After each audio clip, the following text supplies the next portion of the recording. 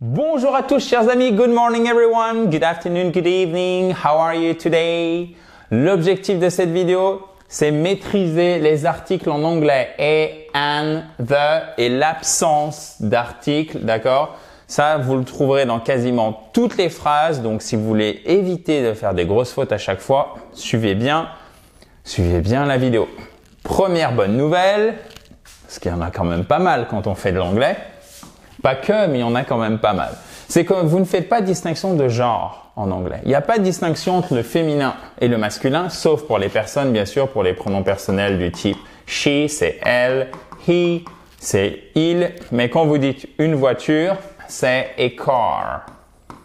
Une voiture. Mais quand vous dites un homme, a man, c'est aussi le même article. Il n'y a pas de distinction pour ceci entre le masculin et le féminin. Donc ça, c'est parfait. Ces articles, a, an, ce sont des articles indéfinis.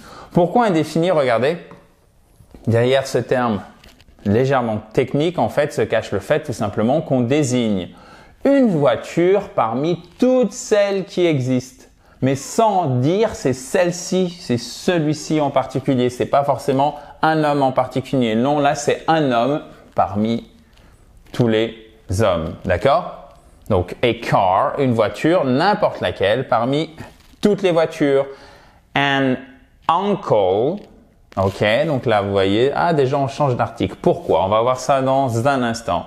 An uncle, un oncle parmi tous les oncles qui existent ou parmi tous ceux que vous avez, si vous en avez plusieurs, par exemple. Donc, on cite un oncle, on parle d'un oncle, on désigne un oncle, on désigne une voiture, on désigne une personne, mais de manière indéfinie. Ok? Maintenant, on va voir les articles définis. Mais avant, comment les employer correctement? Et c'est là où vous pouvez avoir soit des automatismes qui se sont mis en place et vous le savez sans même vous en apercevoir, soit il faut un petit peu de réflexion et puis je pense que là, vous pourriez vous tromper même si vous avez des automatismes. Donc, regardez, en fait, ce qui compte, c'est le mot qui est après, que ce soit un adjectif ou un nom, d'accord? Est-ce que le premier son du mot qui suit, et non pas la lettre en fait, le son, est-ce que c'est un son voyelle ou consonne? Alors, le son voyelle, c'est avec ces lettres-là, puisque le Y, quand il est en première position en anglais, ce n'est pas considéré comme une voyelle. D'accord? Donc, si vous avez un son consonne, vous mettez a. Si vous avez un son voyelle, vous mettez an. Par exemple, a fish. Un poisson. Vous voyez, fish. Son consonne. OK? Et nurse. Son consonne. Alors, la plupart du temps, là, pour le coup, vous voyez à l'écrit, ça commence par une consonne, on met « ça commence par une consonne, on met « Mais parfois, c'est pas exactement ça. Le premier son, il ressemble pas, vous pouvez avoir une consonne et ça peut être un son voyelle ou inversement. Donc, faut se méfier à ce niveau-là. Regardez. Et university. Donc là, vous dites, OK, c'est un U, parfait. C'est un son, donc, c'est une voyelle. Du coup, je vais mettre an.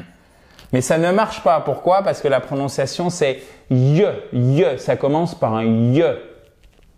Et du coup, c'est un son consonne. C'est pour ça qu'on dit a university. OK? A year. Comme je vous le disais, attention, il n'y a pas le Y. Quand il est en première position, c'est considéré comme une consonne. Du coup, ça nous donnera a year et non pas an year.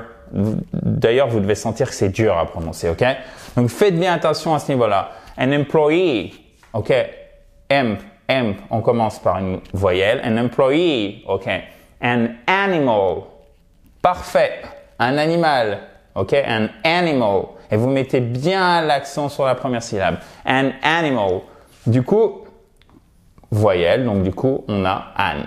Donc, c'est assez simple.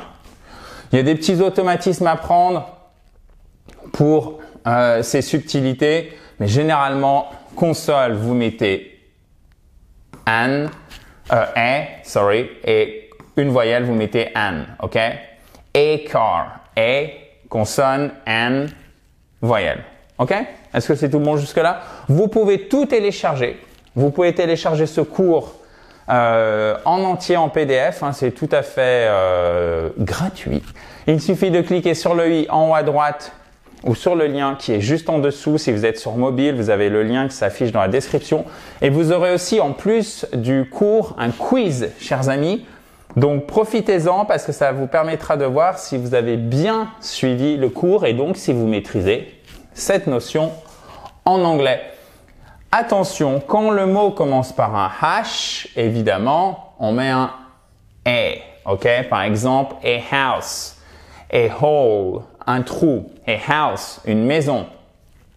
Mais méfiez-vous, comme je vous le disais, c'est pas parce que vous avez une consonne à l'écrit qu'on va commencer le mot avec un son consonne. Il existe quelques mots, dont ces deux-là en anglais, qui commencent par un H et dont le H n'est pas prononcé. Donc, on ne dit surtout pas a hour, non, on dit hour. On ne prononce pas le H. Vous voyez, vous avez absence du H. Donc, ça nous donnera hour. Ça commence par quoi? Un son voyelle, une voyelle.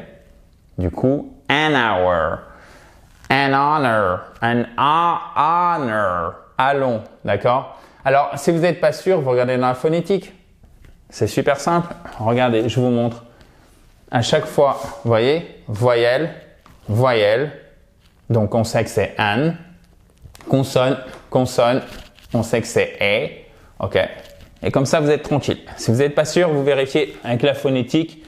Même si 9 fois sur 10, en fait, quand vous avez une consonne à l'écrit, ça va être a. Et quand vous avez une voyelle à l'écrit, ça va être an. Mais c'est pas toujours le cas comme on le voit ici.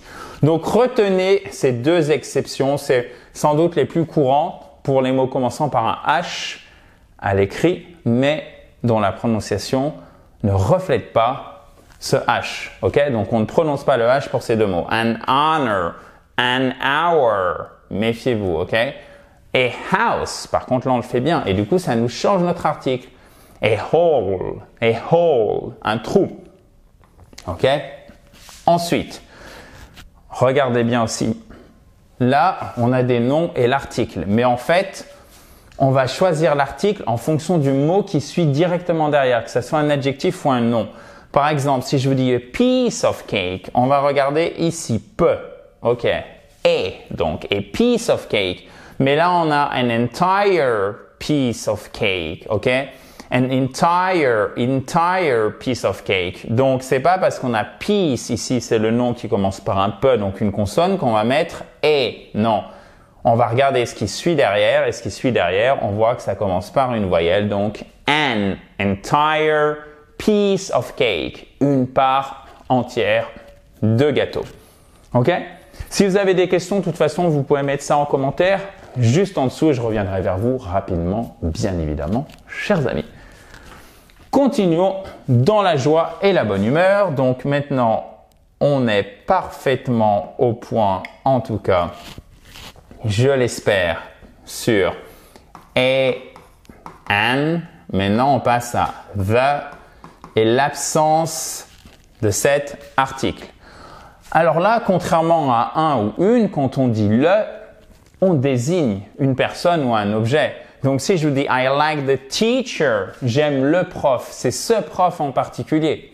C'est pas un autre ou c'est pas n'importe quel prof, d'accord? Donc, quand vous voulez désigner quelque chose en particulier, vous mettez the.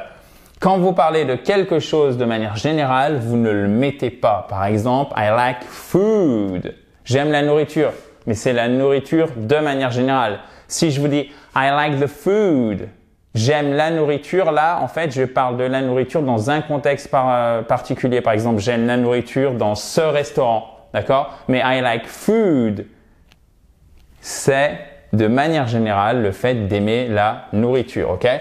Donc, lorsque vous avez the, vous désignez quelque chose en particulier. Lorsque vous ne l'avez pas, qu'est-ce qui se passe? C'est que vous parlez de cette chose, de cette personne de manière générale, ok? Si je vous dis par exemple, I love driving cars, but I dislike the car I have. Mais J'adore conduire des voitures, mais je n'aime pas la voiture que j'ai, celle-ci. C'est laquelle? Celle-ci, c'est la voiture que j'ai. The car I have, ok?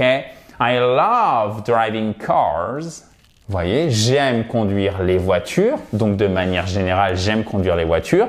Du coup, on ne dit pas I love driving the cars. Or, je pourrais dire, par contre, the cars I have. Les voitures que j'ai. Et là, comme j'ai spécifié, du coup, je mets mon article défini. The, ok? I love driving cars, but I dislike the car I have. Ok? Autre exemple, où on désigne quelqu'un en particulier.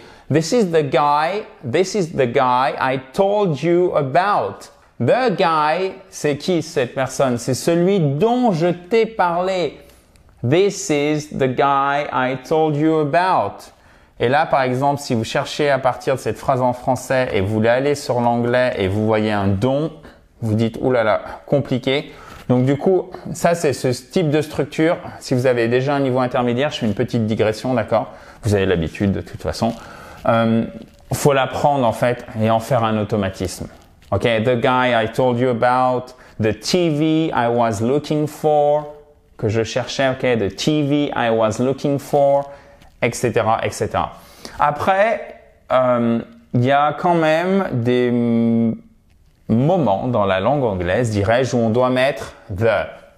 Et notamment de tout ce qui est, on va dire, quand on désigne un endroit en particulier, notamment pour les noms de mer, les rivières, les déserts et les régions géographiques. Donc regardez, le Mississippi, on ne dira pas Mississippi. Non, on dira the Mississippi. Ok? The Mississippi. Et vous faites bien attention. Mississippi. Ok? Mississippi. Mississippi. Non. Mississippi. Mississippi. Et oui, accent tonique ici. Regardez. Sur exactement... Bon, je vais vous le faire bien. Voilà. Hop. Mississippi. Mississippi. The Mississippi. OK? The Baltic Sea. La mer Baltique. OK? The Baltic Sea. Etc. Etc. OK? So, là, à chaque fois, vous mettez the. Vous n'allez sûrement pas retenir la règle et c'est pas un souci, mais pensez-y quand vous voyez, ah, ok, d'accord. À ceci près que quand on dit, par exemple, le président Macron, on dira President Macron. Ok? On dira pas the president. Ou on dira President Obama. Ok? And so on, and so on. So, c'est la même chose pour les noms donc de pays, les noms de montagnes lorsqu'ils sont composés de plusieurs parties. Ok? Donc on dira France, la France, mais on dira the United States of America, for example. Ok? So, et quand vous voulez par exemple insister sur quelque chose, le the va se transformer en the, okay, the United States of America, okay. Ça renforce en fait, ça donne de l'intensité pour dire les États-Unis. Vous voyez, nous on dira les États-Unis. En anglais, vous dira the United States of America, okay, the United States of America. Ça rajoute en fait de l'intensité. Et the United Kingdom, comme son nom l'indique, le Royaume-Uni. Donc s'il est uni, c'est qu'il y a plusieurs parties. Ok, guys? Continuons donc dans la joie et la bonne humeur. Donc, alors attendez, I'm clearing the board. Yes. Par contre, vous vous méfiez puisqu'il y a certains noms qui peuvent prendre the ou non. Ok? Donc, par exemple, I go to church on Sunday. Donc là, vous allez me dire, je comprends pas pourquoi I go to the church, pourquoi ça marche pas. Parce que quand on dit je vais à l'église, c'est à l'église de manière générale. Donc ça, c'est une expression figée. I go to church, but I go to the church I like on Sunday. Je vais à l'église qui me plaît le dimanche, celle que j'apprécie.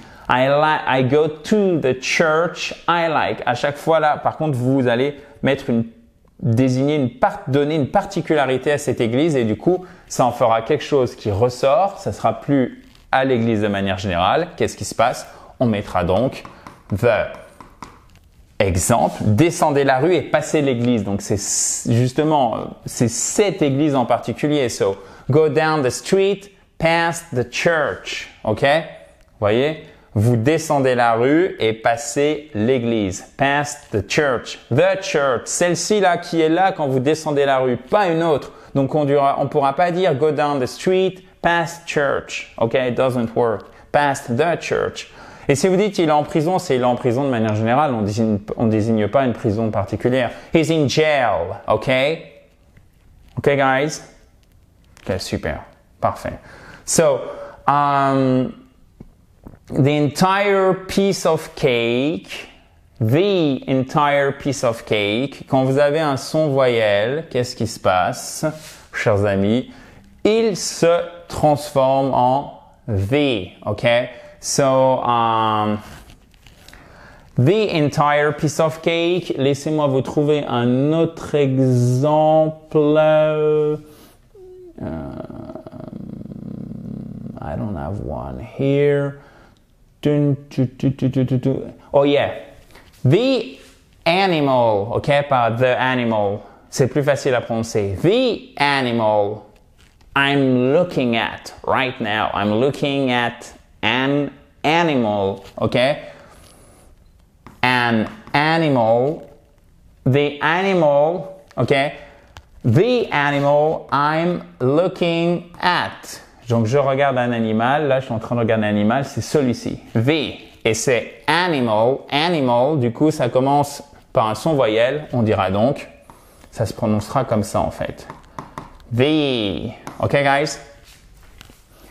Perfect. Mais là, on est dans une leçon qui est très, très, très complète pour vous. Si vous faites déjà la distinction entre ces quatre-là, c'est une très bonne chose. Ne cherchez surtout pas, parce que là, je suis allé dans le détail, à tout apprendre du premier coup. C'est la dernière chose à faire. Donc, récapitulons, chers amis, et je vous rappelle que vous avez un quiz plus fourni que celui-ci, plus tout le PDF du cours pour vous exercer, pour voir si vous avez bien retenu tout ce qu'on voit ensemble, en cliquant sur le i en haut à droite et sur le lien qui est juste en dessous dans la description si vous êtes sur mobile. Pour les autres, c'est en haut à droite.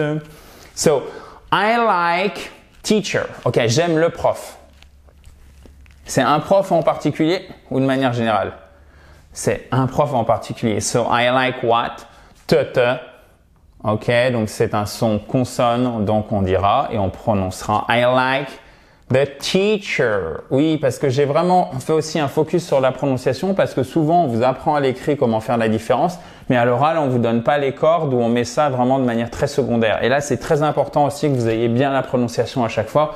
Vous savez, c'est un peu mon cheval de bataille. Quand vous faites du vocabulaire, de la grammaire, il faut toujours voir la prononciation avec. Ne jamais la laisser de côté. OK? Une part de gâteau. Peu. Piece of cake. Une part de gâteau. That lesson is a piece of cake. Absolutely, guys. So, une part entière de gâteau. OK, donc une part entière de gâteau de manière générale. OK? On s'en fiche de savoir quelle part c'est. De toute façon, that cake is delicious. OK? So, son voyelle, entire piece of cake. So, an entire piece of cake. OK? Là, on prononce le H ou pas? Yes. Donc, ça commence par quoi? Une consonne, exactement. Donc, un trou, n'importe quel trou. A hole. OK? A hole. Perfect. Now, comment on prononce ce nom? An hour. An hour. Une heure. Exactement. An hour. Puisqu'on ne prononce pas le H, donc du coup, ça commence par quoi? Par un son voyelle. An hour. Et ensuite, par quel son on commence là? Un son voyelle ou un son consonne? Pour dire une université. Exactement. Je vois qu'il y en a qui suivent. Pas tout le monde, mais certains d'entre vous. C'est un son consonne, OK? Donc, du coup, on dira a university, OK? A university. Donc faites bien attention. Est-ce que c'est compris? Yes? Pas pour tout le monde. Ok, alors attendez. Je reviens parce que je vois que ce n'était pas forcément clair pour tout le monde. Donc, quand vous avez, regardez,